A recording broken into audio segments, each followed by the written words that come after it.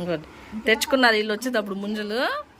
Dozen 50 రూపాయలు అంట. ఇంకా రేట్ అడిగే పని లేదు, 100 రూపాయలుగా తీసుకున్నాము. పిల్లలు చెరో వచ్చి బాత్ కింద వచ్చి వాళ్ళ చెరో 2 తింటారనేసి తెచ్చుకున్నారు. పిల్లలు తింటున్నారు అందరూ. బాగుంటాయి. ఏ సీజన్ లో ఆ కాయ అబ్బోలో